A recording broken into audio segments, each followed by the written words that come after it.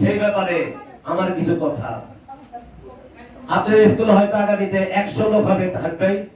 হ্যাঁ, এই 100 লোকের খাওয়া দাওয়া যা লাগে আমি ব্যক্তিগতভাবে স্পটে রান্না করব, খাওয়া দাওয়ার অ্যারেঞ্জমেন্ট আমি করব।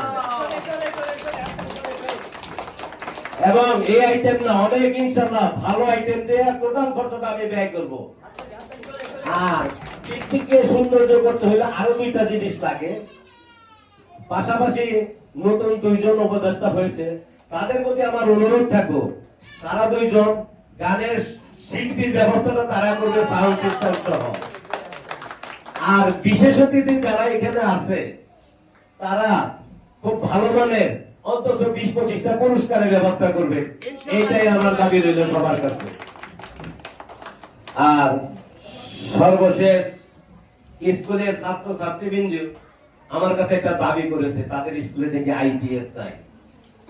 ইনশাআল্লাহ আমি কথা দিচ্ছি এই রানিং মাসে স্কুলের আইপিএস লাগবে ইনশাআল্লাহ, আল্লাহ যদি আমাকে হায়াতে বেঁচে রাখে। যাই হোক, আমি আর বক্তব্য দীর্ঘায়িত করব না। সবাই ভুল ত্রুটি কিছু দেখতে পারে, যে থাকতে সবাই সবার সুন্দর দৃষ্টিতে দেখবেন। সবার মঙ্গল কামনা করে আমার বক্তব্য এখানে শেষ করছি। ধন্যবাদ সকলকে। ইনশাআল্লাহ আগামীতে দেখা হবে। আমার সকলকে অগ্রিম শুভেচ্ছা জানিয়ে আমার বক্তব্য এখানে শেষ করছি।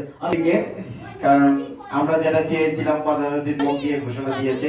আশা করি সামনে বছর 2027 সালে যদি আমরা বেঁচে থাকি, একসাথে থাকি, ইনশাআল্লাহ ভালো একটা পিকনিক আমরা পাবো। সেইভাবে আমরা আশ্বস্ত হয়েছি। আমরা কলল ভাইকে আমাদের সকলের পক্ষ থেকে ধন্যবাদ জানাই আপনাকে সুন্দর একটি ঘোষণা উপস্থাপনা করার জন্য। আর আপনারা জানেন কলল ভাই সবসময় উদার মনের মানুষ। সে খুব হাসি খুশি, খুব আনন্দদায়ক, আনন্দ দিতেও পছন্দ করে, নিতেও পছন্দ করে।